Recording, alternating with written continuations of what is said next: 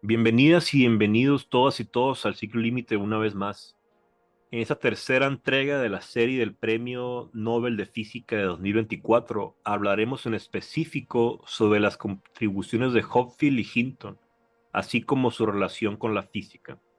Vamos a entender por qué su trabajo es tan importante y de qué manera uno de los pilares de la física conocido como la física estadística fue crucial en esta historia y este desarrollo. Me acompaña todavía el profesor Arnulfo Castellanos y vamos a comenzar. Bueno, ya hemos hablado un poco de cómo el trabajo de Hopfield fue el que permitió, ¿no? Rompió esa barrera que permite la solución de ciertos problemas de clasificación y entre otras cosas que ofrecen las redes neuronales. Pero y todavía, y bueno, hemos hablado también, ¿no? De cómo esas redes neuronales se hace una analogía con sistemas de la física ya, digamos, muy demarcada, ¿no? Propiamente dicha, por decirlo de alguna manera, que son los vidrios de spin y los sistemas magnéticos. Se hace esta analogía y eso es lo que permite, pues, asociar ciertas ideas de la física a este problema de la computación, digamos, más aplicado hacia estas cuestiones. ¿Qué otras ideas de la física son las que se aplican para la solución de este problema?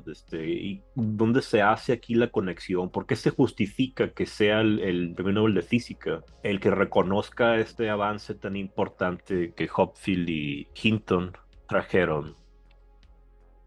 Es que toman los ejemplos de la mecánica, ¿ves? Ujú.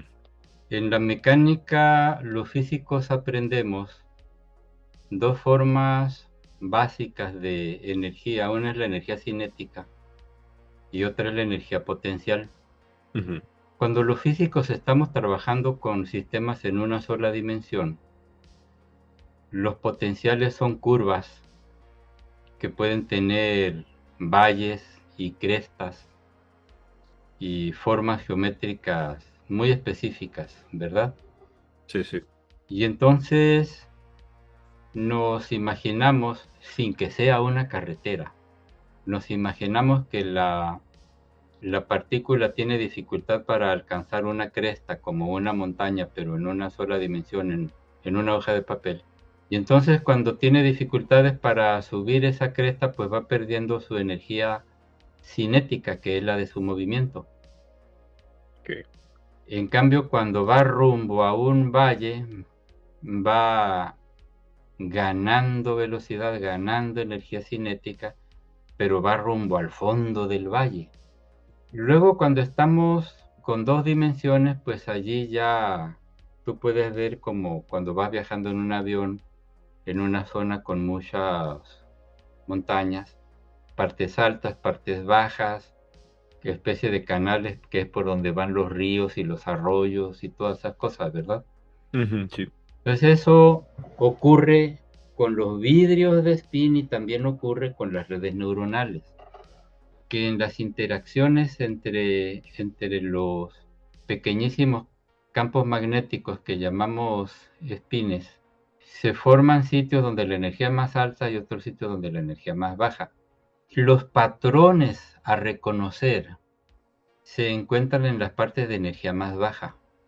Y Ok. si ese patrón es alcanzado desde algún lugar, es como, el lugar no es único, sino que es como cuando te dicen llovió en un lugar de Sonora y el agua a dónde se fue, pues al río Yaqui. Ayer llovió en otro lugar también de Sonora y el agua se fue al río Yaqui. Ujú, ujú. Entonces por eso el río Yaqui es tan caudaloso porque tiene Una agua que cuenca. cae en diversas partes, ¿verdad? Ujú. Pero se va al río Yaqui. Tiene una cuenca muy grande. Sí, sí. Entonces, cada una de las memorias a guardar tiene una cuenca grande, ¿no?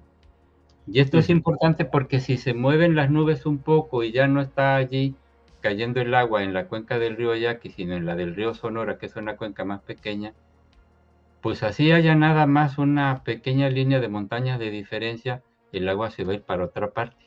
Y entonces cosas que de región a región cambiaron muy poco, resulta que el agua se fue para otra parte. En el caso de las memorias a guardar, puede haber 2 memorias o 3 o muchas memorias y que 2 de ellas se parezcan, Ujú. pero hay una que se parece más. ¿A cuál se parece más? La computadora te va a decir a cuál se parece más, porque tiene programada una red neuronal allí.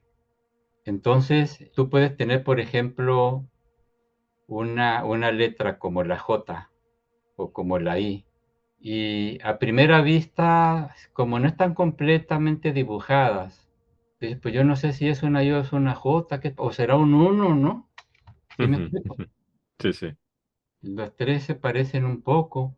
Se lo pones a la computadora para que lo reconozca. Ahora, puede también ser una cámara, ¿no? Que luego el cómputo te lo traduce en puntitos, en un plano. Píxeles. Ujú. Sí, pero la computadora te va a decir, no, pues se parece más a la I, o se parece más a la J, o se parece más al uno. Ese tipo de completar los patrones guardados, o bien comparar con otros patrones, ¿no? La comparación de patrones juega aquí un papel importante. Y otra cosa que ya que estamos hablando de los valles, juega allí, son las memorias asociativas. Una memoria te lleva a otra cosa, te recuerda algo. A todos nos pasa que de pronto hay un olor que nos recuerda o una comida o un libro o un jardín, pero no es que estés viendo ni el libro, ni la comida, ni el jardín, sino que tu cerebro te trajo ese recuerdo, ¿no? Entonces una memoria te lleva a otra y esa es la naturaleza asociativa de ellas, ¿verdad? Pero todo Sí. esto es fíjate qué curioso, es con ecuaciones, ¿no? Pero nos lo podemos explicar en términos de agua que cae en una parte y por dónde se va, pues se va rumbo a lo más bajo y va buscando el camino y entonces ya cae allí. Pero a veces se puede llevar a otra parte porque puede llover en Guanajuato y entonces el río Lerma lo va a llevar. ¿A dónde lo va a llevar? Pues lo va a llevar a la Mm, Chapala, ¿no? Chapala, sí, Chapala. Una vez que el agua está en Chapala, si no se evapora, se va a ir al río Santiago y va a recorrer más camino a una presa que acaban de hacer, que ya es Ujú. como ir de memoria en memoria, ¿me explico? Sí, sí, sí. Hasta que termina llegando al mar, que es el fin de toda la cadena de memorias esas.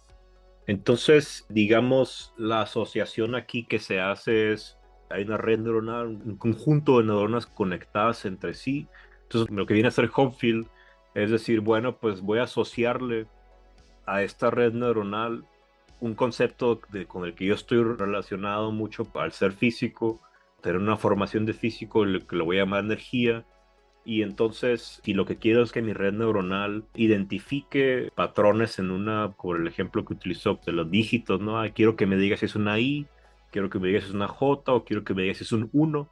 Entonces yo lo voy a alimentar a mi red neuronal, este uno que yo dibujé con sus píxeles y todo, y quiero que la energía de esa configuración sea tal que cuando le muestre una imagen que se parece a un uno, quiero que se vaya hacia el valle que corresponde al uno y puede que caiga en un valle que es la J, pero después de un tiempo puede que caiga todavía más al valle que corresponde al uno.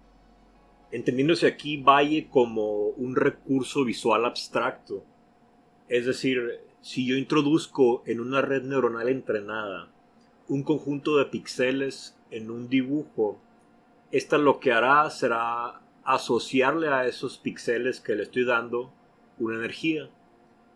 Otra configuración tendrá posiblemente otra energía y el conjunto de todos los dibujos posibles que puedo hacer con esos píxeles definen entonces una especie de mapa topográfico donde hay puntos altos y hay puntos bajos, que serían los valles.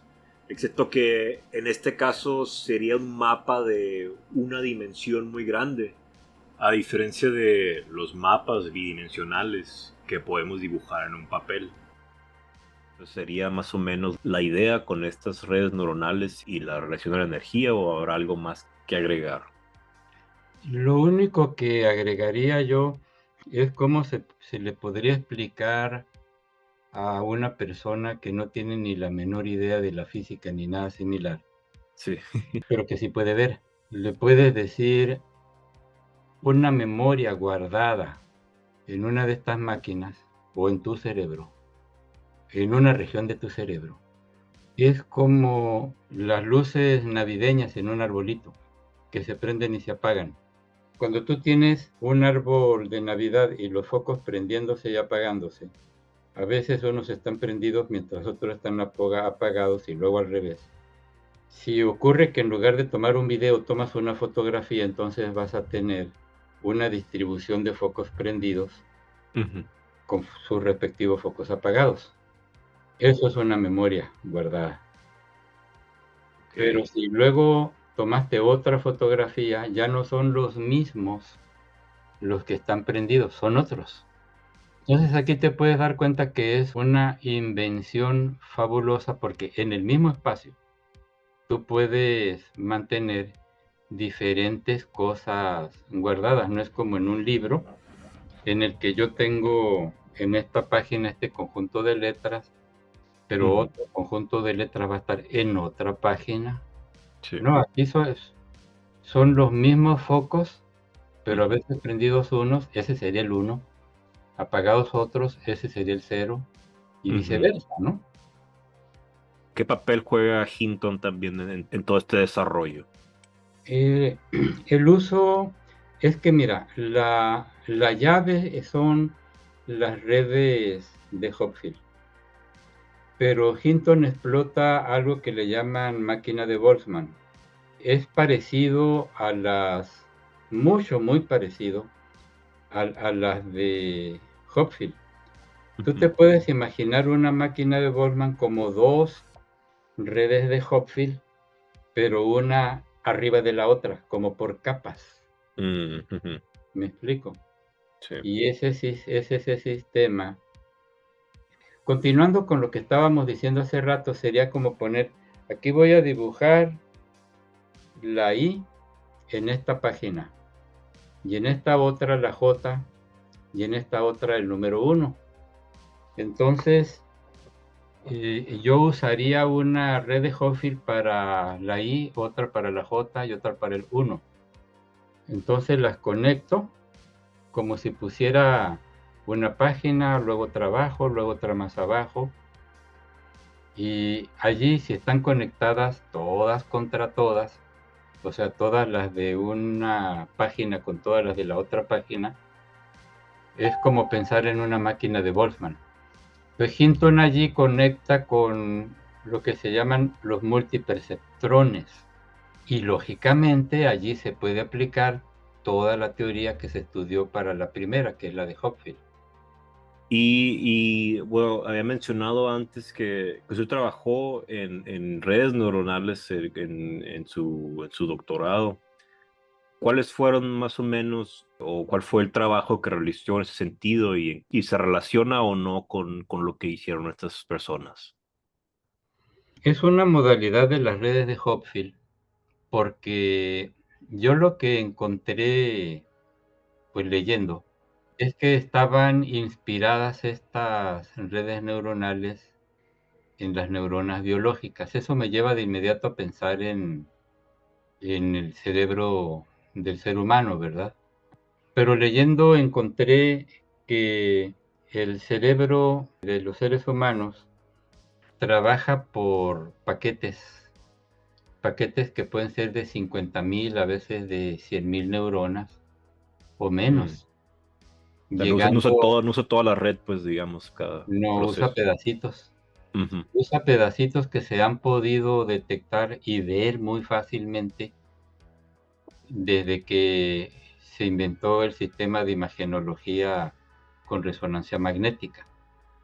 Porque algo muy interesante es que pudieron ubicar cómo una persona que realiza una actividad se dan cuenta por medio de la resonancia magnética cuáles son las partes del cerebro que están trabajando. Ujú, sí.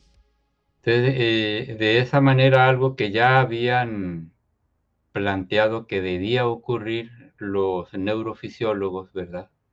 Se pudo constatar que efectivamente, como habían adelantado los neurofisiólogos, el trabajo del cerebro es por pedacitos. pero esos pedacitos a veces son de 2500 neuronas. Entonces eso a mí me confrontó con la teoría de la física estadística de Hopfield. Dije, aquí algo no está bien porque está usando conceptos que vienen de los gases, pero los gases son del orden de 10 a la 19, 10 a la 23 partículas, Y es y el de las cerebro tiene 10 2500. a la 10 neuronas, no hay nada que ver, ¿no?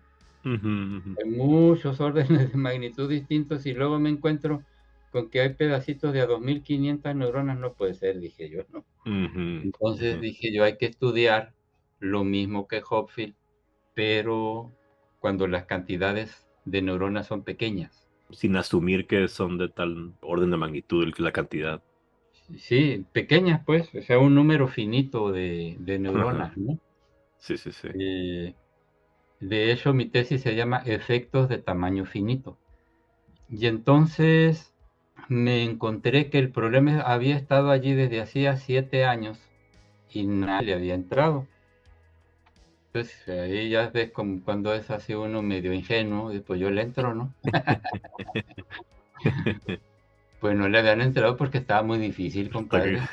Sí. El problema, ¿no? Eh, entonces dije yo, pues yo hago esto, ¿no? Y Ujú, decidí plantear que yo podía hacer eso porque en mi formación previa yo había estudiado algo que se llaman procesos estocásticos y que ujú, justamente cosas que tú te imaginas como un caminito como el de una carretera de muy buena calidad en la que tú puedes seguir el carril sin ningún problema. De pronto no es una trayectoria así, sino al contrario, pues sí estará muy ancha la carretera, pero está lleno de hoyos y de baches y yo le tengo que ir sacando la vuelta. En ese voy para acá, voy para allá, se vuelve una conducta con una cantidad importante de aleatoriedad, ujú. de azar. Entonces, ¿qué papel juega ese azar allí? Eso fue lo que tuve que hacer ya que me había metido en el problema, ¿no?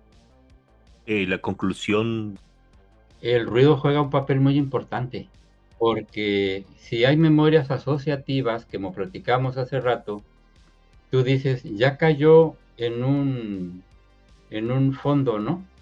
Ya no se va a salir de allí. Pues no, resulta que el ruido lo tiene así botando, ¿no?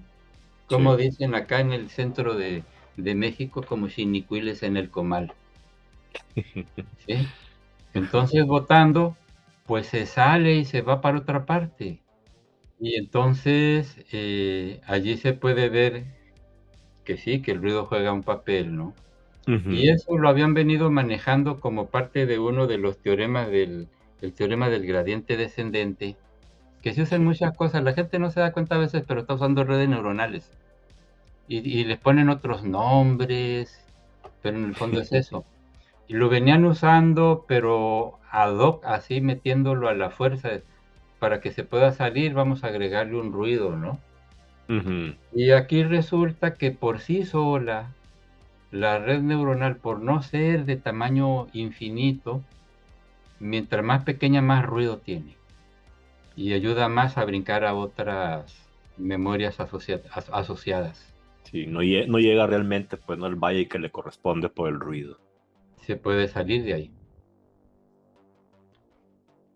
En la siguiente entrega hablaremos sobre las aplicaciones que tienen las redes neuronales, los alcances a los que ha llegado y lo que sigue en lo que se le conoce como la inteligencia artificial. Vamos también a especular sobre el futuro y sobre los impactos de esta nueva tecnología. Gracias por escucharnos y hasta el próximo ciclo.